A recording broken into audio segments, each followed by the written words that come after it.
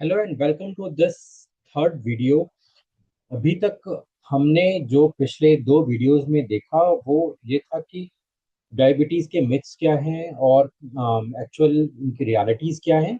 और उसके बाद हमने देखा कि डायबिटीज़ असल में आज हमारे समाज में, हमारे सोसाइटी में इतनी कॉमन क्यों हो चुकी है। अब इसके बाद से हम आगे देखेंगे, हम न्यूट्रिशन के बारे में, एक्टिविटीज़, एक्सरसाइज के बारे में भी डिस्कस करेंगे। हम उसके बारे में डिस्कस करें उससे पहले एक छोटा सा जो इंट्रोडक्शन है, जहाँ पे आपको ये समझना है कि आप अभी कहाँ पे हैं। क्योंकि जब आप ये देखते हैं कि आप कहाँ से स्टार्ट किए तो आप कहाँ पहुंचे, इसकी जर्नी को ट्रैक करना आसान हो जाएगा। सो डायबिटीज को समझने के लिए कुछ टेस्ट जरूरी होते हैं। वो टेस्ट क्या है वो मैं इस वीडियो में आपके साथ में डिस्कस करने वाला हूँ। So let's start with that part.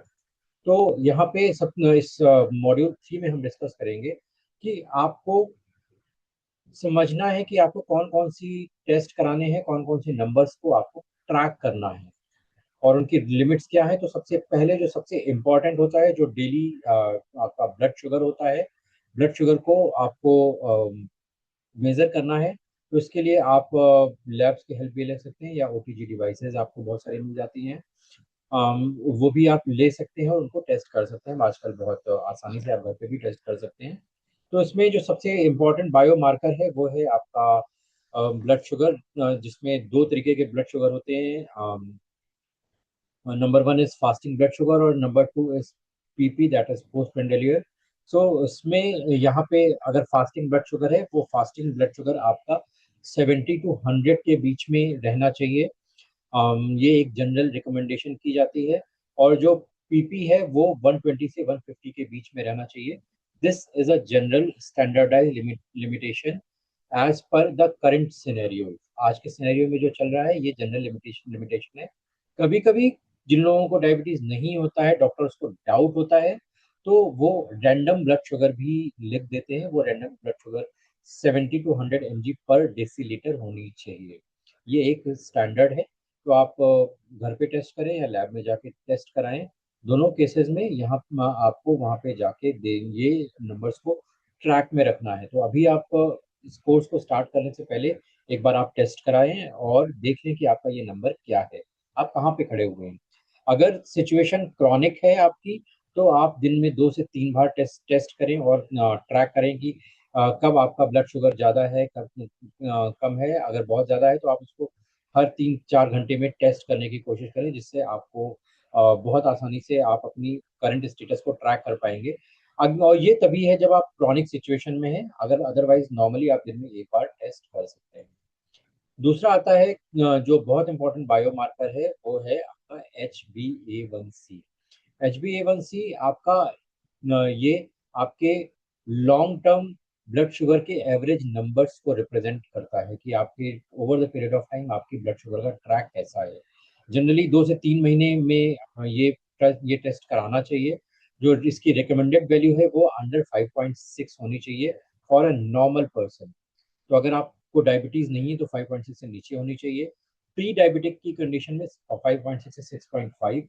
और अगर 6.5 से ऊपर है तो ये प्योरली डायबिटीज का सीन है। आपको अपने प्रोफेशनल के साथ में इमीडिएटली कांटेक्ट करना चाहिए। और जो भी रिकमेंडेशन स्टेप्स हैं जो मैं इस कोर्स में आपको बताऊंगा, वो आपको इमीडिएटली रिगोरसली फॉलो करने चाहिए।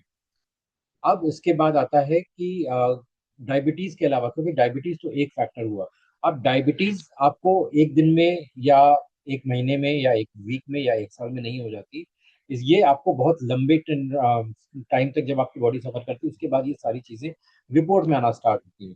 तो उसके लिए कुछ एडिशनल टेस्ट है जो आपको करवाने चाहिए। उसमें है आपका एक सी रिएक्टिव प्रोटीन का टेस्ट है। सी रिएक्टिव प्रोटीन आपकी बॉडी में इन्फ्लेमेशन के लेवल को चेक करता है, और जिसकी वजह से आपकी बॉडी में इन्फ्लेमेशन का लेवल क्या है। उसके लिए फिर करेक्टिव स्टेप्स अगर एडिशनल चाहिए apart from the natural process, कुछ एडिशनल स्टेप्स कभी कभी लेने पड़ते हैं, तो वो इस टेस्ट से हमें पता लगता है। लिपिड प्रोफाइल है, ये बहुत वल्नरेबल रहता है डायबिटीज के पेशेंट्स के लिए। लिपिड प्रोफाइल जनरली आपका cholesterol, triglyceride, LDL, VLDL, HDL वगैरह के टेस्ट के लिए होता है। और ये बहुत इंपॉर्टेंट होता है क्योंकि जब आपको डायबिटीज है तो बहुत सारे चांसेस हैं कि आपके कोलेस्ट्रॉल लेवल बिगड़ेंगे ही बिगड़ेंगे। कुछ लोगों के डायबिटीज से पहले ये चीजें बिगड़ चुकी होती हैं, कुछ केसेस में बाद में भी ये चीजें बहुत तेजी से बिगड़ती हैं। तो लिपिड प्रोफाइल को आपको हमेशा ट्रैक में रखना है अगर आप डायबिटीज के पेशेंट हैं। तीसरा आता है क्रिएटिनिन। क्रिएटिनिन आपके किडनी फंक्शन को चेक करने के लिए बहुत जरूरी होता है। आपकी किडनी सही काम कर रही है या नहीं, उसको चेक करने के लिए जरूरी होता है।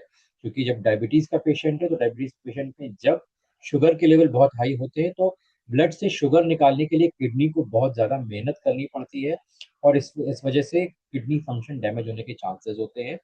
इसलिए आपको क्रिएटिनिन का टेस्ट भी किडनी के लिए कराना चाहिए। और इसके बाद इसके अलावा होता है फिर एल्ब्यूमाइन का टेस्ट होता है, जो कि आपके इम्यून सिस्टम को ट्रैक करने के लिए वो जरूरी होता है। तो इम्यून सिस्टम आपका कैसे काम कर रहा है, वो आपको एल्ब्यूमाइन लेवल से पता लग जाएगा।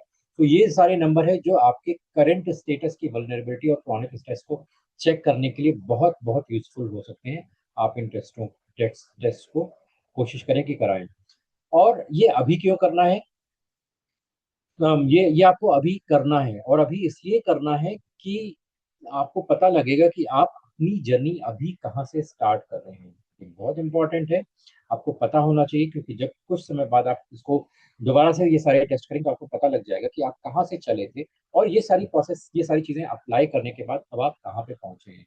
राइट? ये आपकी प्रोग्रेस को मोटिवेटेड रखेगा और आपको अपने लिए अकाउंटेबल बनाएगा। सो ये सारे टेस्ट हैं जो आपको करने हैं। आप इन टेस्ट को कराइए, और फिर हम अब मिलते हैं अगले वीडियो में, जहाँ पे हम न्यूट्रिशन के बारे में डिटेल में जानेंगे।